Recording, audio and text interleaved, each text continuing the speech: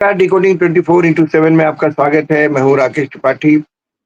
आज चुनाव आयोग ने अपनी प्रेस कॉन्फ्रेंस की और साफ-साफ कहा कि राहुल गांधी ने जो आरोप लगाया था उसमें कोई सच्चाई नहीं है और राहुल या तो अ, 1 हफ्ते के भीतर शपथनामा दें, ऑन ओथ दें, लिखकर कि जो उन्होंने आरोप लगाए हैं वो सही हैं, या फिर ये मान लिया जाएगा कि उन्होंने झूठ बोला है और देश के साथ धोखा किया है। इस मामले पर इसको लेकर और क्या-क्या हो रहा है, इसे जानने के लिए हमारे साथी हमारे साथ हैं। हरीश, हरीश आपका स्वागत है। एक ये जो चुनाव आयोग का आज प्रेस कॉन्फ्रेंस था, इसमें क्या खास बात दिखी आपको? सर, एक तो चुनाव आयोग जो है बिल्कुल अपनी निष्पक्षता की दुहाई देते हुए दिखा और उसने कहा कि इस तरीके के जो बुली करने की कोशिश की जा रही है चुनाव आयोग को, और वो जो आरोप लगा रहे हैं, 1 हफ्ते के अंदर अगर राहुल गांधी ने अपना शपथ पत्र नहीं दिया तो ये माना जाएगा कि वो जनता के वो झूठ फैला रहे हैं। दूसरा, चुनाव आयोग ने कहा कि यह जो चुनाव चोरी वाला शब्द है, यह तो बहुत ही निंदनीय है। ऐसे शब्दों का इस्तेमाल नहीं करना चाहिए किसी संवैधानिक संस्था के लिए। आप सिर्फ नहीं, चुनाव चोरी का आरोप इसलिए लगा रहे हैं ताकि डिफेम कर सके चुनावी प्रोसेस को। जबकि चुनाव आयोग ये बार-बार कह चुका है कि भई आप हलफनामा जाहिर कर अपना अपना हलफनामा दीजिए ताकि हम उसको और भी सिंसियर तरीके से देख सकें। ये हम बता सके जनता को। आप किसी भी पर्सनल आदमी की फोटो लेके चले जाते हैं, लोगों के बीच में दिखाते हैं, किसी वोटर का जो है पर्सनल इंफॉर्मेशन लोगों के बीच में शेयर कर रहे हैं, और तब आप ये कह रहे हैं कि चुनाव आयोग चोरी कर रहा है। एक तो हम वोटर का जो डाटा है उसको हम जो है उस तरीके से सिक्योर नहीं कर पा रहे हैं, लोगों के बीच वो डाटा चला जा रहा है, और ऊपर से चोरी का आरोप भी आप हमारे ही ऊपर डाल रहे हैं। तो चुनाव आयोग ने और कहा कि हम झूठ में डरने वाले नहीं है। ऐसा नहीं है कि आप आरोप लगा देंगे और हम डर जाएंगे। आपको ये सिद्ध करना पड़ेगा कि आप ये जो कह रहे हैं या तो वो सही है तो आप शपथ पत्र दीजिए, या फिर जनता से माफी मांगिए। जो आपने जनता को गुमराह करने की कोशिश की है लोगों को, उसके लिए आपको माफी मांगनी पड़ेगी। तो चुनाव आयोग ने छोटा 2-3 चीजें बिल्कुल क्लियर कर दी। एक छोटा-सा सवाल ये है कि भई शपथ पत्र देने में दिक्कत क्या है? आप तो कह रहे हैं ना कि ये बिल्कुल सच बात है, तो इसमें एक साइन करके देने में क्या दिक्कत है? पॉलिटिकल दिक्कत क्या है, हरीश? सर, पॉलिटिकल दिक्कत ये है कि जैसे क्या है कि जो शब्द होते हैं उनका कोई मायना नहीं होता। जो लिखी हुई चीजें होती हैं सर, उसपे चुनाव आयोग कोई स्टेप भी उठा सकता है, लीगल स्टेप उठा सकता है सर। कानून के दायरे में वो चीज चली जाएगी। तो राहुल गांधी को ये भी दिखाना है कि वोट चोरी की वजह से ये सरकार चल रही है, और वो ये भी नहीं चाहते हैं, क्योंकि देखिए सबको पता है कि हम जो कर रहे हैं, इंडिविजुअल को ये पता होता है हम जो कर रहे हैं वो कितना सही और कितना गलत है। राहुल गांधी को ये बिल्कुल पता है कि वो जो कर रहे हैं वो कितना सही और कितना गलत है। बाकी दुनिया को वो गुमराह करने की कोशिश कर रहे हैं, पर वो तो बिल्कुल क्लियर जानते हैं कि जिस दिन शपथ पत्र उन्होंने ये दिया उस दिन वो लीगल एक्शन के हकदार हो जाएंगे। चुनाव आयोग उनके खिलाफ लीगल एक्शन लेगा, इसलिए वो शपथ पत्र नहीं देना चाहते। और सर क्या है कि साम दाम दंड भेद ये सारी चीजें सत्ता से प्राप्त करने के लिए हैं। हम लोगों को बात करते हुए ये बात याद होनी चाहिए सर कि लीडर ऑफ ऑपोजिशन झंडा जो है फहराना जब हुआ था, जो फ्लैग होस्टिंग सेरेमनी हुई थी वो किसी पार्टी की नहीं हुई थी, और वहां राहुल गांधी नहीं पहुंचे थे।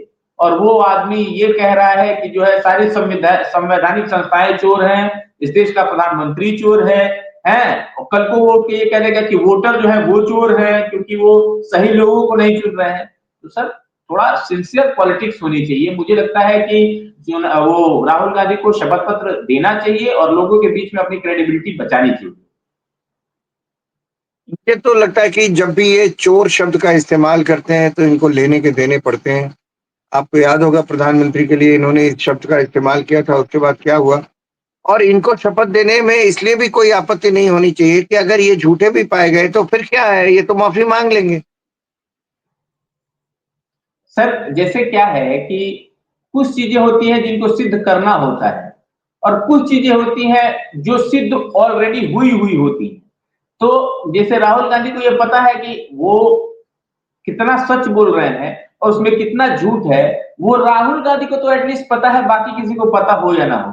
वो बार-बार ये कह रहे हैं, सर चुनाव आयोग ने ये कहा कि आप हलफनामा जाहिर वो हलफनामा दीजिए, शपथ पत्र दीजिए। तो उन्होंने कहा कि भारतीय जनता पार्टी के कोई नेताओं से हलफनामा नहीं मांगा जाता। जैसे छोटे बच्चे होते हैं सर क्लास में, वो इस बात की दुहाई देते हैं कि दूसरा मिस्टेक कर रहा है उसको सजा नहीं दी जा रही है, तो मैं भी गलती करूंगा और मुझे कोई सजा ना मिले। ये लेम लॉजिक है सर, इसका कोई मतलब नहीं है। इतने सिंसियर जगह पे होने के बाद जो लीडर ऑफ ऑपोजिशन है सर, उनको शपथ पत्र देना चाहिए और अपनी क्रेडिबिलिटी वोटर्स के बीच में बचानी चाहिए कि देखिए मैंने जो कहा है वो बिल्कुल सच है और मैं इस पे शपथ पत्र भी दे सकता हूँ। लेकिन वो शपथ पत्र देने से पीछे हट रहे हैं और चुनाव आयोग ने शायद उनको यहाँ पकड़ लिया है। इसलिए चुनाव आयोग ने आज प्रेस कॉन्फ्रेंस कहा और ये कहा कि अभी 1 हफ्ते का टाइम और है, 1 हफ्ते में आप दीजिए, आप शपथ पत्र जारी करिए, दीजिए हमें, और तभी हम ये समझ पाएंगे कि आपका जो ये एलिगेशन है वो सीरियस है और हम उसकी और तस्दीक करेंगे। ये भी है कि समाजवादी पार्टी की तरफ से स्टेटमेंट आया कि भाई हमने तो शपथ पत्र 20 दे के दिए, इनको 20 शपथ पत्र दिए थे पुराने चुनाव के, कुछ हुआ ही नहीं उसमें, तो कार्रवाई तो कोई करता नहीं चुनाव आयोग। तो इस बारे में किस तरह की बात चल रही है दिल्ली के पार कॉरिडोर में? सर जैसे सिर्फ मसला समाजवादी पार्टी के शपथ पत्र का नहीं है। समाजवादी पार्टी के जब शपथ पत्र में जिसकी तस्दीक की गई तो उस समय वो घटनाएं बिल्कुल सिरे से खारिज कर दी चुनाव आयोग ने, वो सच थी ही नहीं। तो आप झूठ बोलेंगे, उस पर शपथ पत्र दे देंगे तो क्या एक्शन होगा सर? एक्शन उस पर होगा ना जहां गड़बड़ी हो। अब आप बताइए सर, इन्होंने, ये वही पार्टियां हैं जो जो पूरे उस चुनाव के दौरान ये कहती रही कि ईवीएम जो है, इलेक्ट्रॉनिक वोटिंग मशीन जो है वो खराब है। अब जब उस पे वो सिद्ध नहीं कर पाई कि ईवीएम खराब है, ईवीएम हैक है और ईवीएम को मैनेज किया गया है, तो अब वो ये कह रहे हैं कि नहीं ईवीएम ठीक है, अब चुनाव आयोग खराब हो गया है।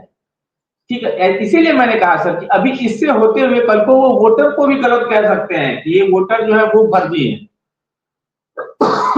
दूसरी बात ये दूसरी बात ये है हरीश कि जब आप चुनाव जीत जाए तब तो सब ठीक है, और जब हार जाए तो आप ये कहें कि ये तो ये गड़बड़ हो गई, वो गड़बड़ हो गई, तो आप इसकी पहले से पृष्ठभूमि बना रहे हैं। इसका मतलब हार जाने के बाद के बहाने तलाश रहे हैं आप।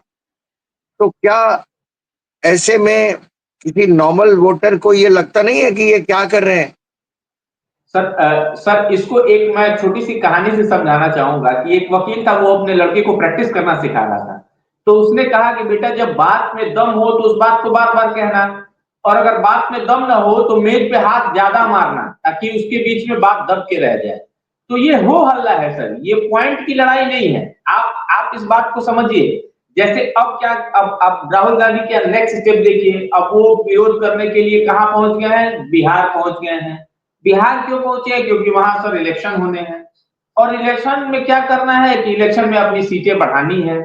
आप बताइए, वो गए हैं वहां एसआईआर का विरोध करने गए हैं, वहां पूरी इंडी गठबंधन, हालांकि अब तो इंडी गठबंधन रहा नहीं, लेकिन फिर भी इंडी गठबंधन, महागठबंधन के सारे नेता, लालू यादव, तेजस्वी यादव और लेफ्ट के नेता, वो सासाराम में उनकी एक रैली हुई। सर एक और मजेदार बात यह है कि 1300 किलोमीटर की यात्रा 7 दिन में, वो 16 दिन में करने वाले हैं राहुल गांधी, और फिर वो 1 अगस्त को पटना के गांधी मैदान में फिर अपनी एक रैली करेंगे। तो सर आप इससे बहुत आसानी से ये समझ सकते हैं कि ये सिर्फ चुनाव जीतने का तात्कालिक एक व्यवस्था है। वो तो ये कह रहे थे कि भाई संविधान हमको बचाना है। आपको याद होगा सर, लोकसभा चुनाव में वो संविधान बचा रहे थे। मैंने एक दिन और कहा था कि कॉन्स्टिट्यूशन की बुक आजकल उनके जेब में नहीं रहती है सर। अब आजकल वो इलेक्शन कमीशन का जो है, वो उनकी चोरी जो वो बता रहे थे उसका डॉक्यूमेंट लेके घूम रहे हैं। तो सर वो हर दो दिन बाद, हर 2 महीने बाद उनके मुद्दे बिल्कुल अलग हो जाते हैं, इतर हो जाते हैं। इलेक्शन कमीशन ने तो ये बाकायदा बताया और धारा बताई, एक्ट बताया, इस एक्ट के तहत 30 दिन और 45 दिन का वक्त दिया जाता है नतीजे के बाद। वो वक्त पता नहीं कब का खत्म हो चुका है। फिर भी अगर आप करना चाहते हैं तो आप शपथ पत्र लिखिए भाई, इसमें क्या दिक्कत है मेरी समझ में नहीं आता।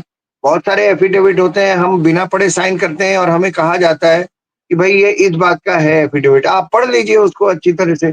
लेकिन वो एफिडेविट यही है कि आप जो कह रहे हैं आप सही कह रहे हैं। आप हवा में तीर नहीं मार रहे, आप झूठ नहीं बोल रहे हैं।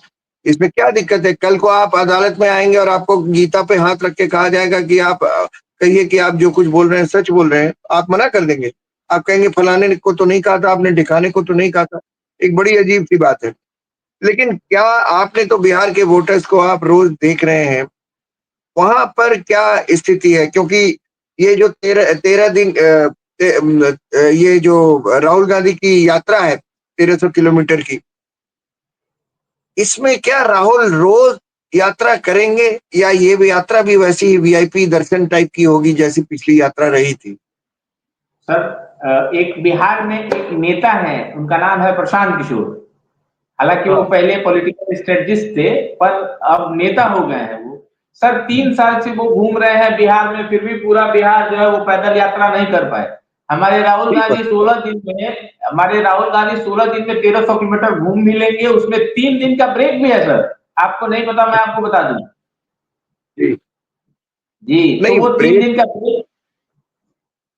जी सर। जी, जी प्लीज़ कंटिन्यू। हाँ, तो यही मैं कह रहा हूँ, 3 दिन का ब्रेक है। जैसे क्या है सर कि आप देखिए, एक चीज आपको ये माननी पड़ेगी कि इस समय जो विपक्ष है ना सर, और लीडर ऑफ ऑपोजिशन है, उनके पास नॉन सीरियस अप्रोच है सर। मुझे जो लगता है, मैं जो समझ पाता हूँ, जैसे उनकी सीरियसनेस कुछ ही टाइम के लिए आती है सर, उसके बाद उनका जो एटीट्यूड होता है वो नॉन सीरियस हो जाता है सर। आप इतने बड़े, जैसे आप बताइए, अगर आप किसी चुनावी प्रक्रिया को ही नल एंड वाइड कराने के चक्कर में लग जाएंगे, तो फिर डेमोक्रेसी का क्या मायना है सर? फिर तो यही कहेंगे कि नहीं यार, डेमोक्रेसी का कोई मायना नहीं है। आप एक आदमी को छोटा दिखाने के चक्कर में देश को छोटा दिखाने लग जाते हैं, और आपको समझ नहीं आता। सर जो वोटर बैठा है वो देखता है, और वो इस बात को समझता भी है। और अगर इन्हीं के लॉजिक से चला जाए तो पीछे जवाहरलाल नेहरू इतने साल प्रधानमंत्री रहे, कांग्रेस दनादन दनादन चुनाव पे चुनाव जीतती रही, इंदिरा गांधी चुनाव जीतती रहीं, यूपीए ने 2 चुनाव लगातार जीते, तो वो सब इसका मतलब फेक थे। जो लॉजिक इनका ये है कि एंटी इनकम्बेंसी क्यों नहीं होता, मोदी के साथ क्यों नहीं होता, हमारे साथ क्यों होता है? तो उस हिसाब से तो ये सारी पुरानी सरकारें वही काम करती आ रही हैं। सर लोकसभा चुनाव में आपको याद होगा कि ये 99 सीटें कांग्रेस की आई थी, जिसपे ये कॉलर टाइट करके घूम रहे थे संसद में जाके। उनको कह रहे थे कि मोदी को हरा दिया, अब मोदी किसी काम के नहीं है, मोदी को पटकनी दे दी। ये अभी कितने दिनों पहले की बात है सर? 6 महीने से 8 महीने हो रहे होंगे सर। तब इन्होंने ये कहा था कि हमने मोदी को पटकनी दे दी। तब इनको समझ नहीं आया था कि चुनाव आयोग, अगर चुनाव आयोग यही कर रहा है, तो 240 सीटें क्यों, 400 पार करना रहा था सर भारतीय जनता पार्टी का। और उस समय समाजवादी पार्टी ने एक लिस्ट जारी की थी सर, जिसमें उसने बताया था कि हमारे कितने एमपी जीत के आ रहे हैं। और जब रिजल्ट आया तो लब्बो लुआब यही था कि लगभग लगभग उतने ही उनके सांसद जीत के आए थे। उस समय सर ना समाजवादी पार्टी को ये लग रहा था, ना कांग्रेस को ये लग रहा था। उस समय सारी चीजें ठीक थी। और जहां आप हरियाणा में चुनाव चुनाव हारे और महाराष्ट्र में चुनाव हारे, आपको ये लगने लगा कि चुनाव आयोग जो है वो गलती कर रहा है, गड़बड़ी कर रहा है। इससे हास्यास्पद कुछ नहीं हो सकता सर। ये सिर्फ उनकी पुरानी नीति है। देखिए, मेरे ख्याल से जो रीजनल पार्टीज़ हैं, जैसे समाजवादी पार्टी है या आरजेडी है, जेडीयू है, आरजेडी है, समाजवादी पार्टी, ये कास्ट पर और रिलीजन पर बेस करके अपने वोटर्स बनाते हैं। माई का एमवाई का समीकरण इन दोनों पार्टियों के साथ होता है और इसीलिए चूंकि कास्ट पर होता है, रिलीजन पर होता है, इसलिए सारे के सारे वोट इनके ऊपर गिरते हैं। लेकिन कांग्रेस के साथ ऐसा कुछ नहीं है। और सबसे बुरी बात क्या है, वो ध्यान नहीं देते ये लोग। कांग्रेस का ऑर्गेनाइजेशन जो है, ऑर्गेनाइजेशनल स्ट्रक्चर जो है, उस लेवल पे बहुत बुरी हालत है। कोई किसी की बात सुनने वाला नहीं है। इनको चाहिए था सबसे पहले अपने संगठन को ताकतवर बनाते, नीचे बूथ लेवल से लेके ऊपर तक, अध्यक्ष तक, ऐसा आदमी होना चाहिए था जो मेहनत करने वाला हो, धूप में निकल कर सड़क पर आए, संघर्ष करे। और अ, लेकिन लेकिन ये सब करने में तो बड़ी मेहनत लगती है। और कांग्रेस के नेता जितने भी हैं, वो ज़्यादातर सुविधाभोगी हो गए हैं। उनको संघर्ष करना आता नहीं है हरीश, मैंने उनमें से कई को देखा है, कई को जानता हूँ। जो बेहतर थे, अच्छे ओरेटर थे, अच्छे वक्ता थे, नेता भी अच्छे हो सकते थे, उनको साइडलाइन कर दिया गया क्योंकि वो लीडर थे, वो कोई फॉलोअर नहीं थे। तो ये एक समस्या है। मेरी राय में बेहतर ये होता कि शायद कांग्रेस अपने ये 3 साल बचे हुए हैं, अगले साढ़े 3 साल, इसमें आगे के चुनाव के लिए 29 के लिए वो कोशिश करती कि अपने ऑर्गनाइज़ेशन को बढ़ाती। आपका क्या विचार है? सर मेरा विचार यही है, मैं अगर गागर में सागर भरने की कोशिश करूं तो किसी शायर ने सर लिखा है कि उम्र भर एक ही गलती बार बार करता रहा, चेहरे पे धूल दिया आईना साफ करता रहा। तो जैसे क्या है कि सर अपने अंदर खामियां जो है अगर आप उसको नहीं देख रहे हैं तो आप किसी का नुकसान नहीं कर रहे हैं, खुद का नुकसान कर रहे हैं। देखिए, एक तो राहुल गांधी को पहले ये बात समझनी पड़ेगी कि कांग्रेस के स्ट्रेटजी में कोई प्रॉब्लम है। आप 60 सालों से मुस्लिम अपीसमेंट पॉलिटिक्स करते चले आए, विकास आपका मुद्दा नहीं रहा, आप अपने किए हुए काम नहीं बता पाते। आपको पूरे दिन यही चिंता होती है कि जो है मुस्लिम, कैसे मुस्लिमों का वोट वापस से हम रीगेन कर लें। आपको ये नहीं समझ आता कि अब ये जमाना टेक्नो फ्रेंडली जमाना है सर, सेकंड्स में पता चल जाता है कि आप क्या कर रहे हैं और कैसे कर रहे हैं। आर्टिफिशियल इंटेलिजेंस का जमाना है, उस समय आपका ना कोई स्ट्रक्चर है, ना कोई। सर असल में बात यह है कि कांग्रेस को एक डर भी तो है कि कहीं कोई दूसरा लीडर आए और कहीं राहुल गांधी को ओवरशैडो ना कर दे, उस ओवरशैडो से भी तो बचाना है सर।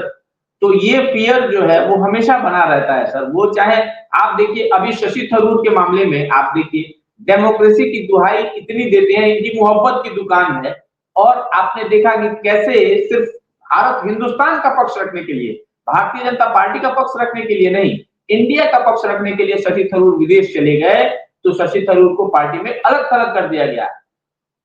कर्नाटक का वो आपको याद होगा सर, कर्नाटक का वो लीडर जिसने सिर्फ इतना कह दिया कि यार कांग्रेस को ये स्टैंड, कांग्रेस का ये स्टैंड ठीक नहीं है, उसको पार्टी से बाहर का रास्ता दिखा दिया गया। ये है सर नॉन डेमोक्रेटिक उनका स्टेप, और पूरे दिन वो डेमोक्रेसी की लड़ाई लड़ते हैं। हालत ये है कि कभी-कभी मुझे लगता है कि अ, हिंदू शब्द नाम लेने में भी ये बहुत डरते हैं। अभी हाल में प्रियंका गांधी का आपने लोकसभा में आपने भाषण देखा होगा। वो ये नहीं कह पाई कि वहाँ 26 हिंदू मारे गए, 26 भारतीय मारे गए, ये कहना उन्होंने मंजूर था, लेकिन वो ये नहीं कह पाई कि वो हिंदू थे। हाँ, जबकि मारे गए पहचान पर, इसी पहचान पर कि वो हिंदू थे, लेकिन वो ये नहीं कह पाई। तो ये डर है उस पार्टी का, जो मुझे नहीं लगता कि यही संगठनात्मक कमियां यही होती है कि आदमी संगठन को इतना मजबूत करके नहीं चलता और छोटी-छोटी बातों पर तो लगता है कि ये मेरी नेगेटिव बात है। जबकि होना ये चाहिए कि अगर आपको सेकुलर बने रहना है तो आप खड़े होइए और सिर्फ ये कहिए कि मैं अकेले चुनाव लड़ूंगा पूरे भारत में, मैं अकेले पद यात्रा करूंगा, मुझे कोई जरूरत नहीं है और मैं जानता हूँ बाकी सब झूठे तथाकथित सेकुलर है, मैं सबसे बड़ा सेकुलर हूँ।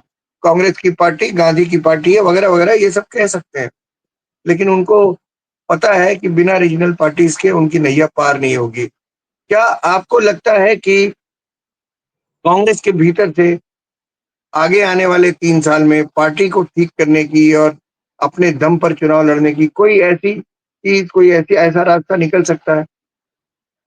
सर ऐसा रास्ता कैसे निकलेगा? आप एक, बस मैं आपसे एक बात पूछ रहा हूँ कि कांग्रेस के पास यूथ को रिझाने के लिए क्या क्या पॉलिसीज है सर कि वो यूथ को रिझा सके? कांग्रेस मैंने के ये पास। सवाल मैंने मैंने ये सवाल इसलिए पूछा हरीश कि लोकतंत्र में विपक्ष भी बहुत ज़रूरी है, मजबूत विपक्ष। और उसके लायक तो कलेवर सिर्फ एक ही पार्टी का है, वो है कांग्रेस। तो अगर कांग्रेस संगठनात्मक तौर पर मजबूत नहीं रहेगी, तो ये लोकतंत्र का, डेमोक्रेसी का नुकसान है और किसी का नहीं। आप प्लीज़ कंटिन्यू करें अपनी बात। हाँ, तो वही मैं कह रहा था सर कि ये जो नए वोटर्स हैं सर, मुझे लगता है कि लगभग लगभग पूरे देश में 30% ऐसे वोटर्स हैं सर जो यूथ हैं। तो आपको यूथ को रिझाने के लिए सर आपके पास क्या प्लान है? आप वही घिसे पिटे प्लान लेके आते हैं कि आप ये कह देंगे हिंदू आतंकवाद, आप भगवा को उल्टा सीधा कह देंगे, आप मुस्लिमों को बताएंगे कि इस देश में जो है मुस्लिमों के साथ बहुत उल्टा सीधा हो रहा है, आप गजा के साथ खड़े हो जाएंगे, आप जाएंगे पाकिस्तान का, पाकिस्तान में आपका नेता जाएगा कहेगा आप लोगों की वजह से हमारी सरकार नहीं बन पा रही है, आप लोग हमारी सरकार बनवाने में मदद करिए। सर ये घिसे पिटे करने ये पुराने हो चुके हैं। अब और आपको दूसरी बात, करना है कि न्यू इंडिया है ये, और न्यू इंडिया में कांग्रेस को न्यू होना पड़ेगा। जैसे प्रशांत किशोर ने सर, मैं एक और बात ऐड कर दूं, प्रशांत किशोर ने उनके पास एक सुझाव रखा था कि have the solve remove the party को रिवैम्प करिए, न्यू स्ट्रक्चर दीजिए, ताकि भारतीय जनता पार्टी से लड़ने की कम से कम क्षमता तो हो सके कांग्रेस की। और शायद राहुल गांधी को वो बात समझ नहीं आई और उन्होंने उस सजेशन को भी रिजेक्ट कर दिया। जी सर। मैं एक चीज कहना चाहता हूँ, प्रशांत किशोर पूरा बिहार घूम रहे हैं। क्या ये चीज कांग्रेस में किसी को समझ में नहीं आती कि बिहार घूम रहा है एक आदमी, बगैर ये कहे कि अपने फोकस में चुनाव आयोग या कोई और चीज जबरदस्ती सत्तारूढ़ पार्टी में, केंद्र में जो सत्तारूढ़ पार्टी है उस पर आरोप लगाए बिना अपने अपना काम कर रहा है। वो बात वही कह रहा है कि आप उसको वोट दीजिए जो आपके बच्चों की पढ़ाई अच्छी करा सके, जो आपका रोज का दिन अच्छा कर सके। वो यही बुनियादी बातें कर रहा है, लेकिन वो वास्तव में जमीन पर घूम रहा है। तो चूंकि बिहार की बात हो रही है, इसलिए मैं आपसे जानना चाह रहा था कि प्रशांत किशोर के बारे में क्या लहर है। सर प्रशांत किशोर, मुझे लगता है कि प्रशांत किशोर ने लोगों के दिलों में जगह तो बनाई है सर। उनके उनके रैलियों में उमड़ती भीड़, उनकी बातें, उनके मुद्दे, ये सब बिहार इलेक्शन में चल रहे हैं सर। पहली बार बिहार में ऐसा चुनाव हो रहा है जिसमें सबसे बड़ा मुद्दा माइग्रेशन का है सर, जिसमें सबसे बड़ा मुद्दा एजुकेशन का है सर, जहां कंस्ट्रक्टिव मुद्दों की पॉलिटिक्स हो रही है। पहली बार ऐसा नहीं हो रहा है कि जो है मुस्लिमों को हम बचा लेंगे और हिंदुओं को बचा लेंगे, इनसे ऊपर विकास की राजनीति की बात हो रही है सर। प्रशांत किशोर ने एक चीज सर, एक एक फैक्टर जो है प्रशांत किशोर का, वो बिहार में सबसे ज्यादा है। और उन्होंने कहा कि बस बहुत हुआ, हम बिहारियों का डीएनए सिर्फ मजदूरी करना नहीं है, अब हमको अपना हक चाहिए, हमको इस स्टेट को अग्रणी 10 राज्यों में लेके जाना है और उसके लिए हम अपनी लड़ाई लड़ेंगे। जिसके ऊपर सर चुनाव हो भी रहा है और लोगों को लग भी रहा है कि कोई नया ऑप्शन आया है, दमदार ऑप्शन।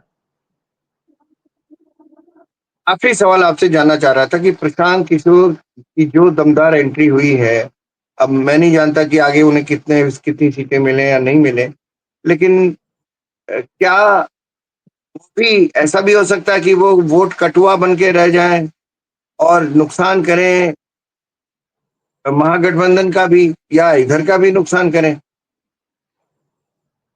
देखिए सर, मैं आपको एक बात बता रहा हूँ, 2014 का चुनाव जब हुआ था हिंदुस्तान में, उस समय भारतीय जनता पार्टी को क्लब 150 कहा जाता था। लोग कहते थे कि बहुत अच्छा परफॉर्मेंस हो जाएगा भारतीय जनता पार्टी का, तो 70 सीटें आ जाएंगी। लेकिन सर आपने उस चुनाव में देखा, बड़े से बड़े पेड़ उखड़ के गिर गए। तो जब कोई आधी आधी निकलती है ना सर, जब कोई तूफान निकलता है तो उसमें बड़े से बड़े पेड़ भी कट के गिर जाते हैं। मुझे लगता है कि प्रशांत किशोर या तो बिल्कुल अर्श पे होंगे या फिर बिल्कुल फर्श पे होंगे, जो कि वो खुद कहते हैं। या तो 10 सीटें भी आनी मुश्किल होगी, या सर ऐसा इतिहास बनेगा सर कि लोग देखते रह जाएंगे कि 3 साल में एक साधारण हाड़ मांस का आदमी आया और उसने बिहार जैसे डेड पॉलिटिकल स्टेट की सारी सीमाएं जो है तोड़ के रख दी, सारी राजनीति बदल के रख दी। तो अब ये वेट एंड वॉच वाली स्थिति है सर, पर जो भीड़ उमड़ रही है, जिस तरीके से लोग आ रहे हैं, अब वो वोट्स में अगर कन्वर्ट हो जाए सर, तो बड़े बड़े दिग्गज अपना चुनाव हार जाएंगे। लेकिन एक ऐसी लहर आई थी केजरीवाल की, हमने देखी थी, लेकिन जनता उससे बहुत नाराज हुई, बहुत निराश हुई। वो भी एक आंदोलन था, लेकिन उस आंदोलन से कुछ मिला नहीं। तो उसका और इसमें दोनों में फर्क देखते हैं आप। जी सर, सर बहुत बड़ा फर्क है। जैसे अरविंद केजरीवाल आंदोलन से निकली हुई पार्टी थी, और प्रशांत किशोर कहते हैं कि उनका आंदोलनों में कोई विश्वास नहीं। उनको लगता है कि आंदोलन जो है वो सिर्फ एक एक तात्कालिक लाभ के लिए आंदोलन किया जाता है, जबकि वो जो कर रहे हैं सर उसका दीर्घकालिक परिणाम है। अरविंद केजरीवाल जब आए तो उन्होंने ये कहा कि सब गड़बड़ है, हम ठीक हैं। प्रशांत किशोर ये नहीं कहते कि सब गड़बड़ है, वो कहते हैं कि भाई सब गड़बड़ है, लेकिन आप अगर ठीक रहोगे तो गड़बड़ को भी ठीक कर दोगे। राजनीति में वो इसलिए नहीं आए हैं कि वो मुख्यमंत्री बन सके, बल्कि राजनीति में इसलिए वो आए हैं कि समाज और प्रदेश दोनों की रूपरेखा को बदल सके। सर समाज और प्रदेश, वो अपनी बातें सर बहुत दृढ़ता से रखते हैं। पहले ऐसे लीडर हैं जिन्होंने ये कहा कि भाई सरकार जैसे अगर हमारी बनती है तो 15 मिनट के अंदर सबसे पहला काम करेंगे कि शराबबंदी हटा दें। सर गट्स चाहिए होता है इस तरीके की बातें रखने के लिए। चलिए, मैं चुनाव आयोग की जो आज प्रेस कॉन्फ्रेंस हुई वो बड़ी फोकस थी। सारी बातों का जवाब दिया गया और मुझे लगता है कि ये इस प्रेस कॉन्फ्रेंस की गर्मी अगले 1-2 दिन में अगले 1-2 दिन ज़रूर रहेगी। लोग इस पर वाद-विवाद करेंगे, टेलीविज़न पर शोज़ होंगे और लोग बात करेंगे कि उन्होंने सही कहा या इन्होंने सही कहा था, आरोप किसके सही थे। देखना होगा कि ऊँट किस करवट बैठता है, ये ज़रूरी है कि वो तो पता चलेगा नवंबर में ही हरीश। लेकिन इस बीच कांग्रेस की क्या स्ट्रैटेजी रहती है चुनाव आयोग को लेकर, ये भी देखना होगा। आप आए आज हमें वक़्त दिया और आपने बिहार और आज चुनाव आयोग का जो प्रेस कॉन्फ्रेंस है, इस सब को लेकर आपने सर बहुत एक एक एक एक छोटी-सी बात का जवाब नहीं दे पाया था सर, मेरे दिमाग में वो बार-बार आ रही है। फिर रैप अप बिल्कुल, करिएगा तो जवाब मैं दे दूँ। जब आपने कहा कि प्रशांत किशोर संघर्ष कर रहे हैं, क्या कांग्रेस वालों को और राहुल गांधी को विनय दिखता? सर जिसके घर मुख्यमंत्री दरवाजे पे बैठे रहते हों और ज्ञानी जैल बिल्कुल। सिंह जैसे राष्ट्रपति दरवाजे पे बैठे रहते हों, जिसने देखा हो, उसका संघर्ष इस तरीके का नहीं हो सकता सर। हाँ, उसको मुख्यमंत्री बहुत बड़ी चीज़ नहीं लगती होगी सर। ये संघर्ष जो है ना सर, यह एक आम आदमी कर सकता है। मैन विथ गोल्डन स्पून कभी नहीं ये इस बात को समझ सकता है। हाँ सर। लेकिन ये लेकिन ये मानना पड़ेगा कि प्रशांत किशोर भी वो शख्सियत था, जिसको कांग्रेस ने बुलाया था राय लेने के लिए कि आप हमारी स्ट्रैटेजी बना दीजिए। लेकिन प्रशांत किशोर ने मना कर दिया था क्योंकि उसने जो चीज़ें माँगी थी, जो चाही थी, वो ये कर नहीं सकते थे। बस बात वही है, विरासत की बात है, किसी को विरासत में चांदी की तश्तरी में सब कुछ मिल जाता है, किसी को संघर्ष करने पर मिलता है। तो प्रशांत किशोर शायद इसे साबित करने के लिए अब संघर्ष पर उतरे हुए हैं। सर जैसे जैसे मैं दृढ़ता करता हूँ आपके सामने, हमेशा शेरो शायरी करता रहता हूँ। तो सर एक शेर मुझे भी बोल लेने दीजिए ताकि मुझे भी लगे कि सर मैंने अपना प्रेज़ेंटेशन अच्छा रखा आपके सामने। सर राहत इंदौरी की एक शायरी है कि उँगलियाँ यूँ ना सब पे उठाया करो और खर्च करने से पहले कमाया करो। उँगलियाँ यूँ ना सब पे उठाया करो, खर्च करने से पहले कमाया करो और ज़िंदगी क्या है खुद जान जाओगे, कभी बारिशों में पतंगे उड़ाया करो। तो सर ये आम आदमी का बहुत संघर्ष है, बढ़िया, जो समझ पाएगा सर वही आगे बहुत बढ़ेगा। बढ़िया। बहुत-बहुत शुक्रिया हरीश, आप आए और इस विषय पर चर्चा हुई। मुझे उम्मीद है कि लोगों ने इसे अंदर से समझा होगा। बहुत-बहुत शुक्रिया। Thank you. धन्यवाद, धन्यवाद।